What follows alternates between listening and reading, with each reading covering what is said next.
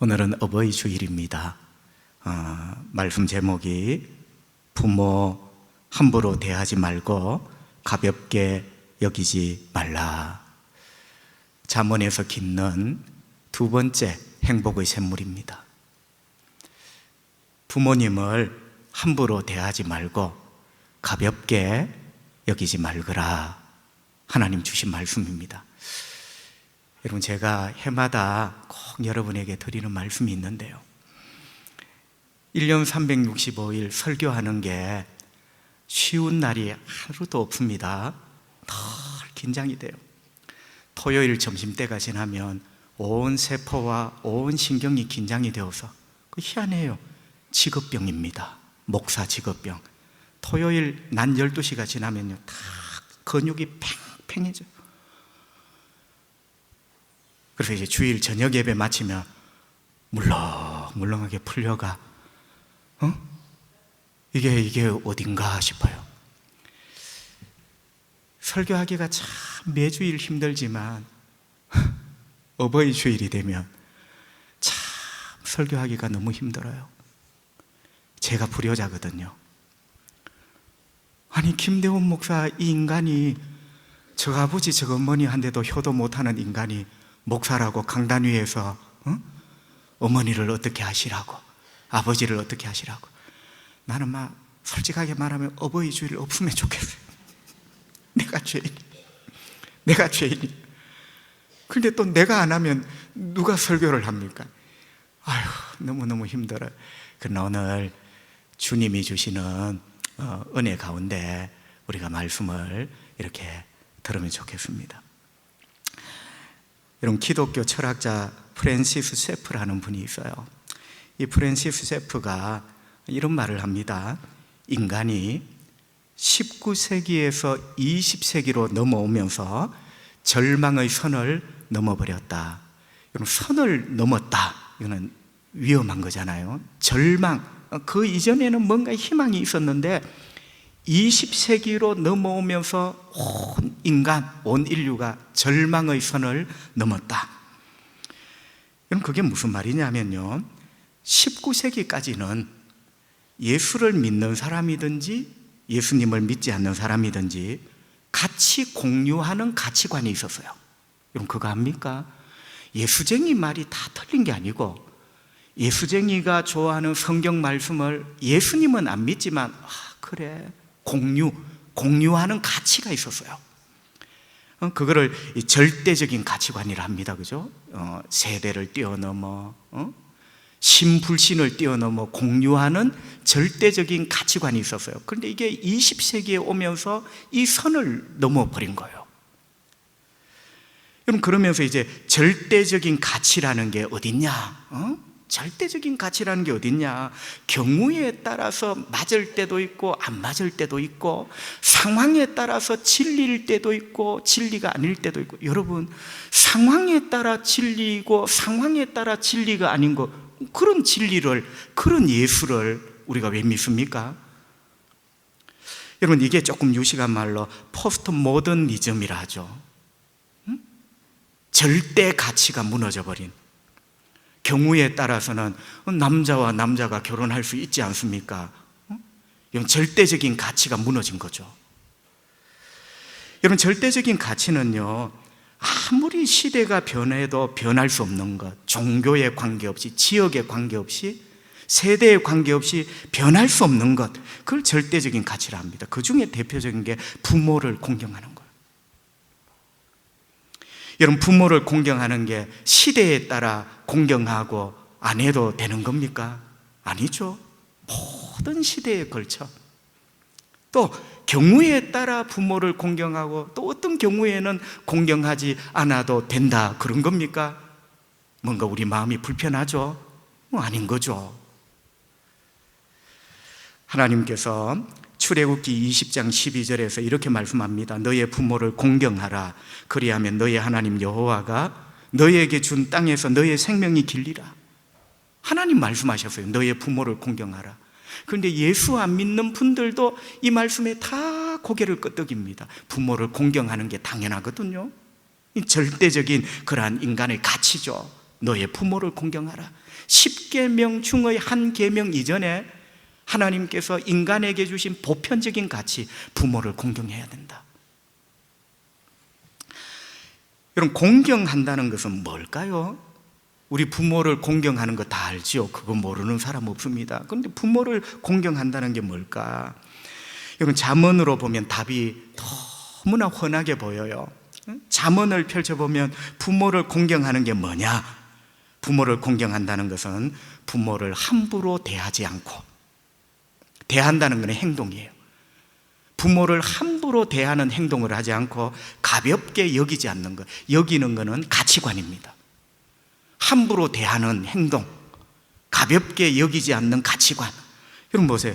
행동과 태도, 함부로 여기지, 대하지 않는 행동, 가볍게 여기지 않는 태도, 이게 공경이에요, 공경. 여러분, 죄송합니다. 한 분 남아있는 엄마에게도 잘하지 못하는 목사가 여러분한테 물으니까 참 죄송한데, 부모님을 함부로 대하지는 않습니까?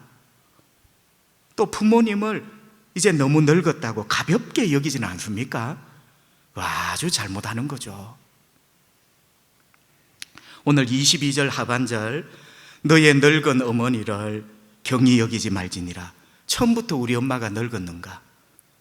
나를 낳고 키우다 보니, 세월이 흐르다 보니 늙었지, 처음부터 늙은 엄마는 없어요, 여러분. 너의 늙은 어머니를 경히 여기지 마라. 가볍게 여기지 마라. 여러분, 여기 경히라는 말은 그 원어적으로 보면 멸시하지 말라는 거거든요. 여러분, 부모를 멸시하는 게, 그는 부모를 얼마나 가볍게 여기면 부모를 멸시하고 조롱하겠습니까? 그런 자식들이 세상에 지금 널렸어요. 부모를 멸시하지 마라. 잠언 20장 20절, 또 하나님이 이렇게 말씀합니다. 자기의 아버지나 어머니를 저주하는 자는 그의 등불이 흑암 중에 꺼짐을 당하리라. 여러분, 하나님이 경고합니다. 자기 아버지나 어머니를 저주하는 자. 여러분, 여기 저주한다는 말은 부모에게 막 욕을 퍼부어대는 그런 말이 아니라, 이 저주라는 히브리 말이 칼날이에요. 이 저주 칼날의 뜻이 뭐냐? 시시하게. 여러분, 마음에 심장을 후벼 팝니다. 아버지를 시시하게 여기는 자, 아버지를 시시하게 여기고 엄마를 시시하게 여기는 자, 그게 가벼운 것 아닙니까? 여러분, 이걸 바꾸어 놓고 보면 어떤 자식이 아버지를 시시하게 여기는 것, 그게 아버지한테 욕을 안 퍼붓지만 그게 아버지에 대한 저주야, 저주. 아버지를 시시하게 여기고 하찮게 여기는 것, 그게 부모 입장에서는 그 자식이 저주하는 거예요. 하나님 뭐라 하십니까? 그 인간은 어둠 속에서 꺼져가는 등불같이 될 것이다. 여러분, 등불이 확 피어야 되는데 아버지를 시시하게 보고 엄마를 하찮게 여기고 이런 인간은 꺼져가는, 어둠 속에 꺼져가는 등불처럼 될 것이다. 하나님 그렇게 말씀하신 거예요. 여러분, 아까 출애굽기 20장에 보니 부모를 공경하는 사람에게는 하나님이 뭐라 약속하셨죠? 땅에서 너의 생명이 길리라. 하나님이 온갖 복을 약속하셨어요. 그런데 부모를 시시하게 보고 하찮게 여기는 자는 어둠 속에 꺼져가는 등불같이 될 것이다. 여러분, 하늘과 땅 차이입니다. 자, 그렇다면 우리는 이제 답을 찾았습니다. 부모를 공경해야 된다. 공경이 뭐냐? 함부로 대하지 않고 가볍게 여기지 않는 것. 자, 먼저 어떻게 하는 것이 함부로 대하지 않고 가볍게 여기지 않는 겁니까? 여러분, 부모님을 어떻게 우리가 해야 부모님을 함부로 대하지 않고 가볍게 여기지 않는 공경이 됩니까? 먼저 부모님의 말에 귀를 기울여야 됩니다. 부모님의 말에 귀를 기울이는 게 부모님을 공경하는 거예요. 22절 상반절, 여러분, 이거는 제가 하는 강연이 아니고 말씀에 다 있어요. 22절 상반절, 너를 낳은 아버지에게 청종하고. 여러분 보세요. 부모를 함부로 대하지 않고 가볍게 여기지 않는 그 첫 1번 타자가 너희 아버지를 청종해라. 여러분, 이 청종이라는 말은 우리가 교회를 오래 다니다 보니까 순종하라는 모양이다, 순종이라는 뜻도 있어요. 그런데 여러분, 가장 우리 마음에 잘 와닿는 말로 번역을 하면 귀를 기울이라, 이런 뜻이에요. 자, 제가 한번 직역을 해볼게요. 너의 아버지, 어머니에게 귀를 기울이라. 가슴에 와닿죠? 순종하라, 청종하라, 고상한 이런 말 말고 귀를 기울여라. 귀를 좀 기울여봐라. 여러분, 여기에는 두 가지 뜻이 있습니다. 첫째는 우리 아버지, 우리 엄마가 아무리 세월 속에 늙어가고 낡아가도 우리보다는 덜 똑똑하죠. 지혜도 이제 사라지고 그 옛날 그 왕성하던 에너지, 지식도 자꾸 흐릿해지죠. 그런데 여러분, 나보다 오래 사신 부모님에게는 인생의 지혜라는 게 있어요. 여러분, 나이 드신 부모님의 말을 절대로 허투루 들으면 안 됩니다. 그럼 여러분은 얼마나 똑똑한데 그것밖에 못 사는데, 제가 여러분을 지금 막 후벼 파는 게 아니고 여러분 그렇게 똑똑한데 왜 그것밖에 못 사는데요? 여러분, 우리의 똑똑함으로 저도 살아보니까 제가 아는 똑똑함이 세상의 전부가 아니에요. 아버지, 어머니가 오랫동안 인생을 살면서 여러분, 이 세월 속에 터득한 그 인생의 지혜가 있어요. 아들아, 귀를 기울여라. 여러분, 그 인생의 지혜에 귀를 기울이면 복된 인생이 되는 거죠. 여러분, 두 번째는요, 부모님의 말에 귀를 기울이라는 것은 부모를 귀하게 여기는 태도입니다. 자, 여러분, 저도 이제 아주 많이 늙어버리신 엄마가 계시는데요, 엄마하고 이야기를 가만히 해보면, 엄마가 이야기를 하는 걸 들어보면 다 하는 이야기예요. 여러분의 연로하신 어머니, 아버지하고 하는 말 들어보면 어제 했던 말 또 하시고 다 하는 말이에요. 그런데 못난 자식은요, 어제 들었다고 일어납니다. 그럼 못난 사람. 여러분 보세요. 너 부모가 이야기하는데 네가 모르는 것이 있거든 귀를 기울이라 이렇게 했습니까? 응? 네가 난생 처음 듣는 말이 있거든 귀를 기울이고 들으라 이럽니까? 아니잖아. 아버지의 말, 어머니의 말, 귀를 기울이라. 여러분, 엄마 말도 이렇게 들어보면 다 아는 말이에요. 여러분, 그런데 다 아는 말인데 왜 엄마 말을 끝날 때까지 이렇게 듣고 있습니까? 다 아는데. 여러분, 부모 입장에서 보면 아무것도 아닌 말인데 이 말을 끝까지 듣고 있는 이 자식, 이 녀석이 너무 기특한 거예요. 여러분, 다 아는 말이지만 아버지, 엄마가 말을 하기 전에 일어나지 말고 귀를 기울여 들어주면요, 이 부모님 이런 태도를 보고 내가 그래도 이 집에 부모로 존재 가치가 있구나. 그 되게 행복해요. 자녀된 우리 여러분, 우리가 조금 더 기도하고 조금 더 회개하고 낮아져야 되겠습니다. 자, 이렇게 부모의 말에 귀를 기울이는 이런 태도가 부모를 공경하는 태도다. 두 번째는 부모를 즐겁게 하고 기쁘게 해드려야 된다. 여러분, 함부로 대하지 않고 가볍게 여기지 않고 더 나아가서 부모를 즐겁게 하고 기쁘게 해드려야 된다는 거죠. 25절, 너의 부모를 즐겁게 하며 너를 낳은 엄마를 기쁘게 해드려라. 여러분, 공경은요 다른 것 없어요. 3살 먹은 아이도 알아들어요. 공경이 뭐냐? 공경의 핵심은 어머니, 아버지를 즐겁게 해드리고 기쁘게 해드리는 거예요. 잘 키워놓으니 뭐하는데 아버지에게 기쁨이 안 되고 엄마를 즐겁게 해드리지 못하는 자식, 소용없어요. 여러분, 부모를 즐겁게 하고 기쁘게 해드린 데는 실천이 필요하겠죠. 가만히 있는 부모가 저절로 즐겁지는 않잖아요. 그래서 공경은 실천이 따릅니다. 좋아하는 음식을 대접해드리고 용돈도 드리고. 여러분, 우리 부모님이 나름대로 재정적으로 가난하지는 않지만 부모님이 가지고 있는 돈과 우리가 10,000원짜리 몇 개라도 봉투에 넣어서 드리는 돈이 감동이 다르잖아요. 여러분, 있으니까 효도하고 이런 개념이 아니잖아요. 우리가 있고 없고를 떠나서 아들, 딸이라는 것을 잊어서는 안 되겠습니다. 그죠? 때로는 철따라 비싸지는 않지만 옷이라도 한 벌 사드리는, 늙은 엄마, 아버지에게 무슨 옷이 필요하겠나 이렇게 생각하시면 안 돼요. 그 옷 자체가 부모님을 공경해드리는 우리의 표현이죠. 표현. 엄마가 옷이 없어, 아버지가 옷이 없어 입히는 게 아니라 그건 공경의 표현이죠. 그죠? 이 늙어서 기름도 다 빠지고 거죽만 남은 나에게 아들, 딸이 내가 뭐라고 이 고운 옷을 입히는가? 여러분 한번 생각해 보세요. 얼마나 그게 부모 입장에서는 공경심이 느껴지잖아요. 우리는 뭐 늘 하는 게 있는데 뭐, 엄마 집에 냉장고 열어보니까 먹을 거 있는데 뭐, 장롱 열어보니까 옷 입는데 뭐, 참 불효자입니다. 불효자입니다. 여러분 기억해야 될 것은요, 부모를 즐겁게 하고 엄마를 기쁘게 해드려라 했죠. 그죠? 그 기준이 뭡니까? 즐겁게 하고 기쁘게 해드리는 기준이 부모님의 입장이에요. 부모님의 입장. 여러분 부모를 즐겁게 하고 기쁘게, 그러니까 즐겁게 해드리는 기준이 부모님 입장입니다.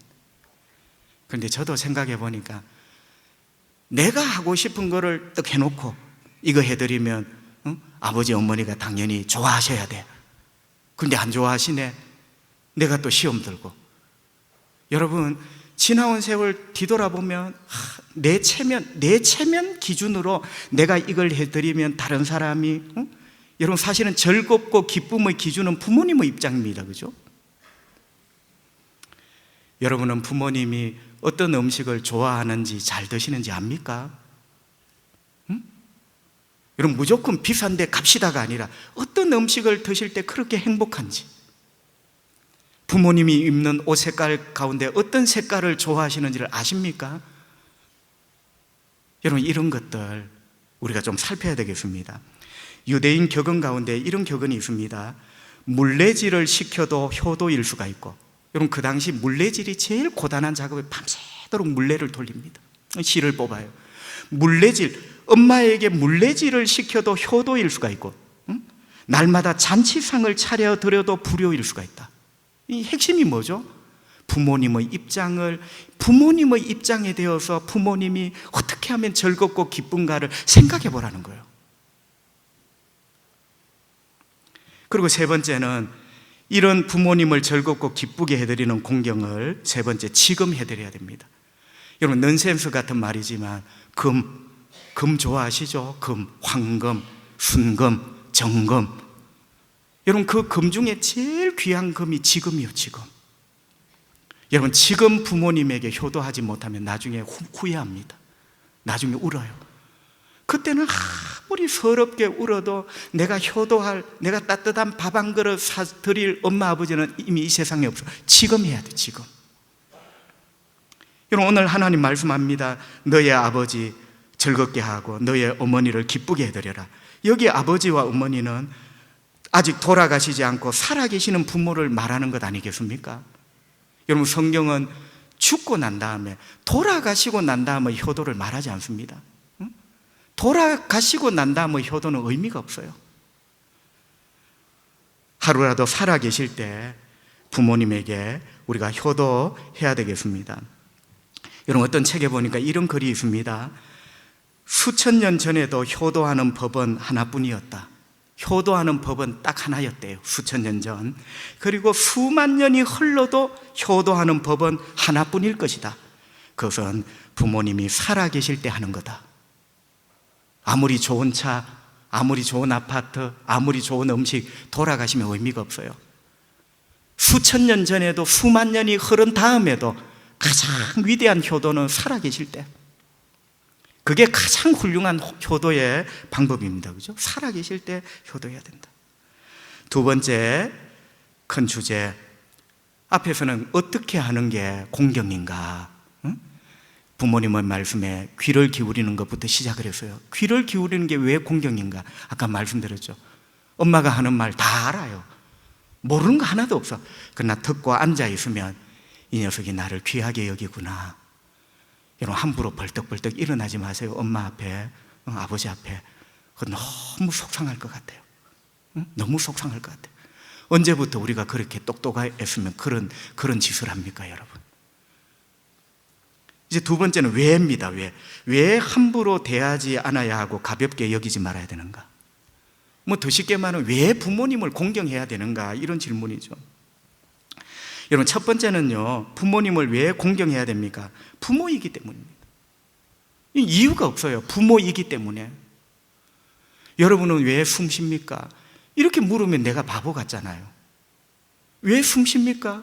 이유를 알고 여러분 숨 쉬는 사람 아무도 없습니다. 왜 숨을 쉬냐고 굳이 묻는다면 숨 쉬는 게 당연한데 저 목사는 왜 저렇게 묻는가? 여러분 부모를 공경하는 것도 이 질문이지만 왜 해야 되는가 묻지만 사실은 내가 왜 숨을 쉬어야 되는가 묻는 거 똑같죠. 부모이기 때문에 공경하는 거 당연한 거죠. 그죠?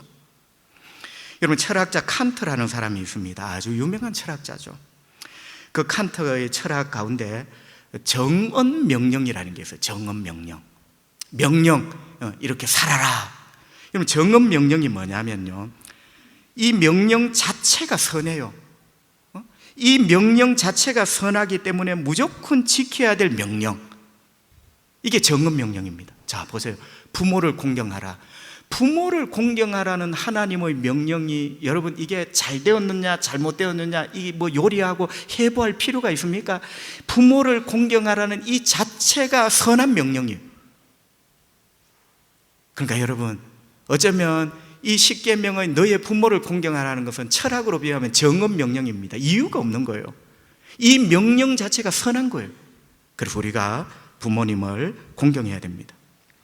두 번째, 굳이 또 다른 질문을 이유를 찾는다면 부모님의 사랑을 기억하고, 여러분 부모님의 그 희생적인 사랑을 기억하고 그걸 기억하면은 부모님을 함부로 대할 수 없고 가볍게 여길 수가 없죠. 부모는 자식을 사랑합니다. 여러분 아십니까? 우리는 밥만 먹고 큰 게 아니고 어머니 아버지의 사랑을 먹고 사람이 된 거예요. 밥만 먹여서 키우면 그게 돼지가 되고 짐승이 됩니다. 그래도 내가 이만큼 인간이 된 것은 부모의 사랑을 먹고 컸기 때문에 이만큼 사람이 된 거예요. 여러분 부모님이 우리를 향한 그 사랑은 대부분 희생입니다. 그죠? 희생. 주고받는 사랑이 아니라 일방적인 희생이에요. 그러니까 부모님의 사랑은 희생이에요. 희생. 여러분 그래서 아십니까?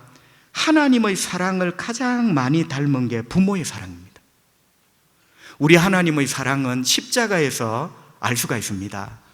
나 같은 죄인을 위하여 살리시기 위하여 하나님은 나를 사랑하셔서 하나님의 아들 예수 그리스도를 이 세상에 보내셨고 십자가에 못 박으신 거예요.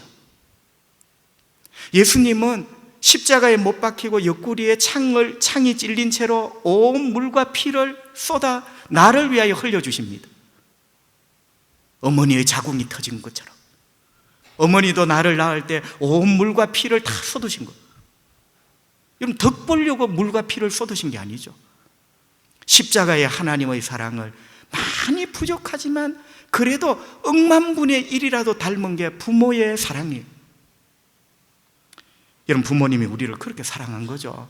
그 사랑은 바로 희생이고 그 희생은 고통이 동반되는 거죠. 고통이 없는 희생이 없잖아요. 예수님이 십자가에 그냥 달린 게 아니고 못이 박혔잖아요. 고통이 없는 희생이 없고 희생이 아닌 것은 사랑이라 할 수가 없죠. 22절 상반절 너를 낳은 아버지에게 청종하고 25절 하반절 너를 낳은 어머니를 기쁘게 하라. 이런 성경이 재미있습니다. 아버지도 나를 낳았어요. 22절 엄마도 나를 낳았어요. 22절 너를 낳은 아버지, 25절 너를 낳은 어머니.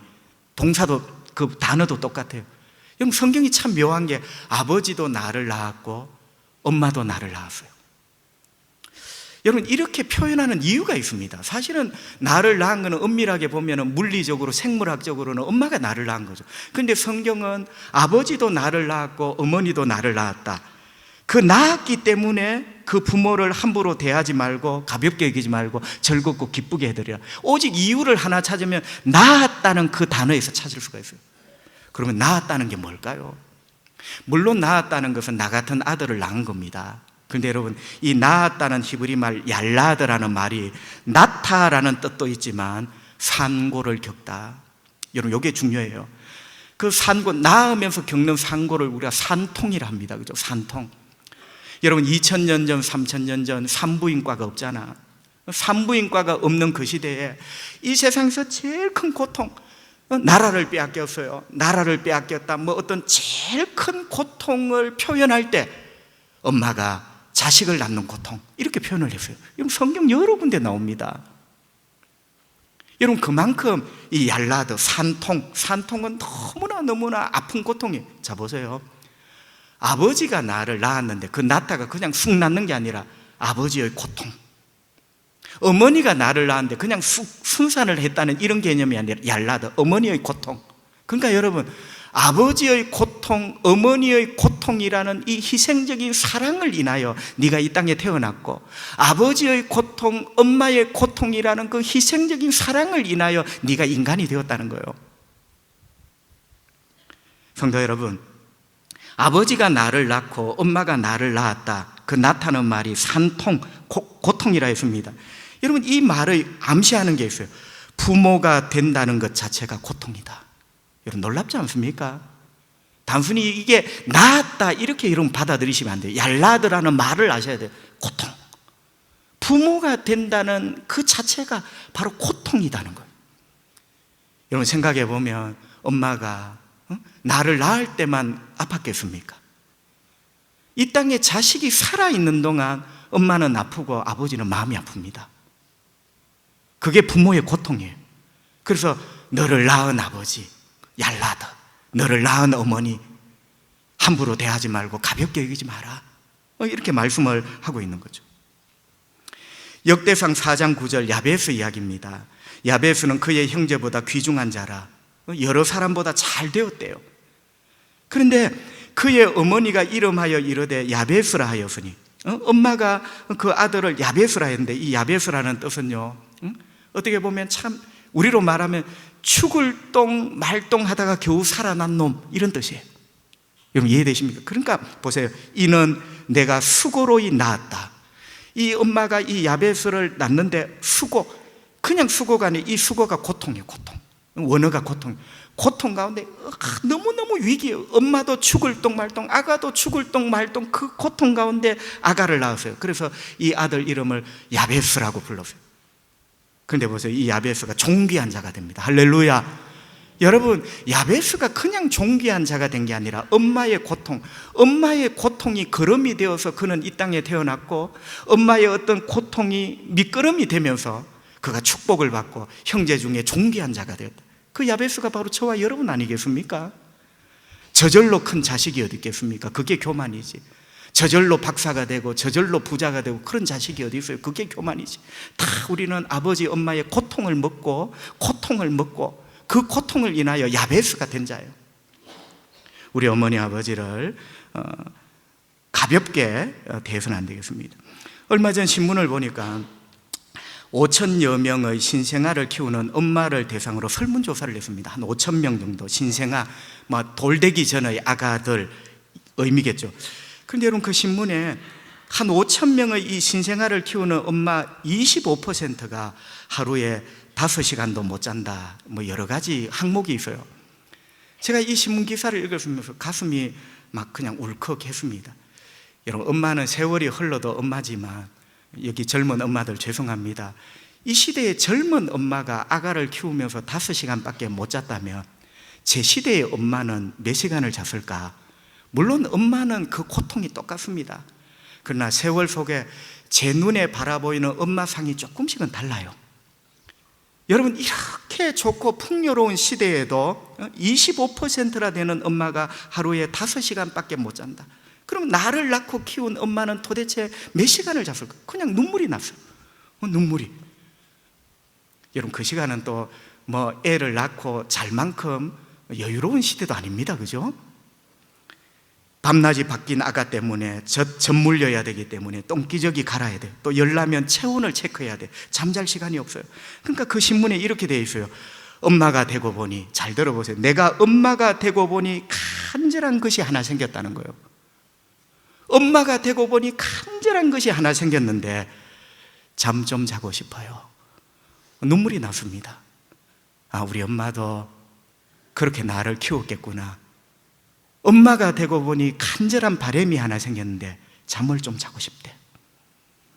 가슴이 뭉클했습니다. 이정록이라는 시인이 있는데요, 연탄이라는 시가 있어요. 이 연탄이라는 시는 아버지에 빗대어서 지은 시인데요, 여러분, 제가 한번 낭독을 해볼게요. 아비란 연탄 같은 거지. 아버지가 연탄이요, 까만 연탄. 아버지는 시작은 까만 연탄입니다. 숨구멍이 불구멍이지. 달동네든 지하 단칸방이든 그 집 가장 낮은 곳에서 한숨을 불길로 뿜어 올리지. 헉헉대던 불구멍 탓에 아비는 쉬 부서지지. 갈 때가 되면, 돌아가실 때가 말이야, 갈 때가 되면 그제야 낮달처럼 창백해지지. 까만 연탄이 낮에 뜬 반달처럼 하얗게 된 거예요. 여러분, 까만 연탄이 아버지가 돌아가실 때 낮달처럼 그제서야 창백해집니다. 여러분, 그동안 아버지는 뭘 하셨습니까? 여러분, 여기 실을 한번 보세요. 여기 실을, 연탄 구멍마다 그 아버지가 팍 숨을, 연탄 구멍마다 콕 숨을 불어넣어서 이 불길을 일으킨 거예요. 그 연탄 불이 펴야 가족들이, 자식들이 사는 거예요. 여러분, 온 힘을 다하여 연탄 구멍마다, 이 숨구멍마다 불을 이렇게 숨을 불어넣어. 그 덕에 아들, 딸이 공부하고 큰 거예요. 근데 나중에 보니까 너무 숨을 한참에 불어넣어 아버지는 이미 낮달처럼 하얀 연탄이 되어서 돌아가시고 마는, 이런 아버지의 어떤 희생에 대해서 지은 시입니다. 그죠? 여러분, 이 시 역시도 가슴이 짠합니다. 호강 한번 누리지 못하고, 화려한 인생 한번 살지도 못하고, 가족들을 위하여 연탄 구멍 사이로 온 숨을 몰아쉬어서 그 불을 피우고, 이제 좀 살만한가 싶더니 낮달처럼 하얀 연탄이 되어서 우리 곁을 떠나가신 아버지, 그 아버지도 많이 그립습니다. 바보라는 글이 있습니다. 맨날 지는 사람은 바보다. 너는 왜 맨날 지고 오너, 이 바보야. 이런 말도 합니다. 맨날 지는 사람은 바보다. 맨날 참는 사람은 바보다. 맨날 속는 사람은 바보다. 그런데 바보가 우리 엄마 아버지다. 엄마 아버지하고 싸우면 왜 엄마 아버지는 맨날 질까요? 나한테. 바보기 때문에.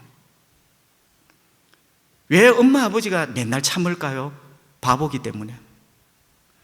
뻔히 알면서 엄마 아버지는 왜 자꾸 속아줄까요? 바보기 때문에.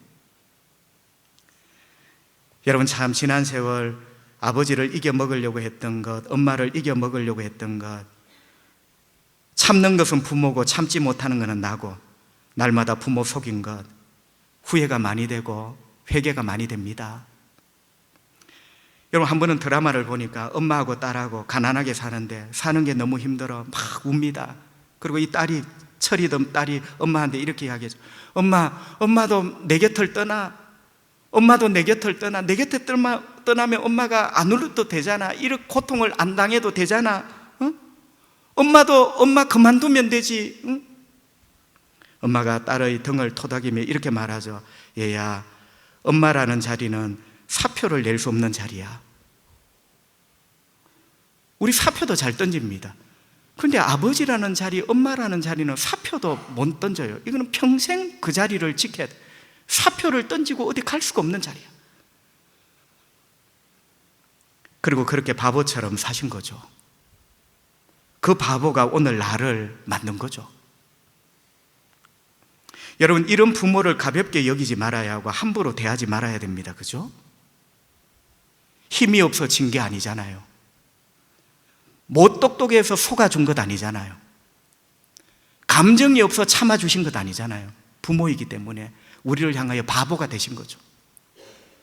여러분, 이런 부모의 희생을 생각할수록 더 우리는 가볍게 여기지 말아야 되고 함부로 대하지 말아야 되겠습니다. 여러분, 생각해 보세요. 누가 여러분을 함부로 대하면 되게 기분이 나쁘고 힘들죠. 저도 그렇더라고요. 누가 나에 대해서 함부로 말하면 되게 힘들어요. 사람의 심리입니다.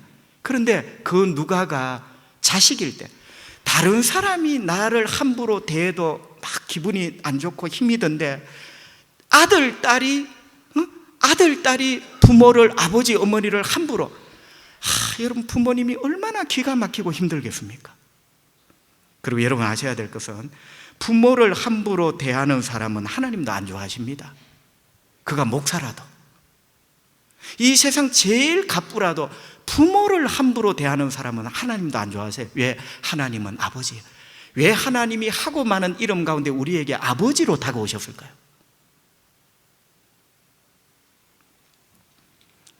잠언 30장 17절 아비를 조롱하며 가볍게 여기고 시시하게 보고 조롱하며 아버지를 조롱하고 어머니를 순종하기를 싫어하는 자의 눈은 골짜기의 까마귀에게 쪼이고 독수리 새끼에게 먹히리라.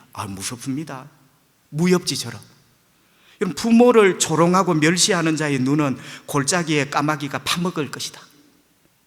여러분, 이게 뭘 암시하죠? 죽음을 암시합니다. 여러분, 그 당시 전염병으로 죽고, 객사라죠, 객사. 전염병으로 죽고 객사로 죽고 원인 모를 병으로 죽으면요, 골짜기에 다 시신을 버려요. 그 골짜기에 독수리와 까마귀 떼들이 이렇게 빙 돌거든요. 그 당시 관습입니다.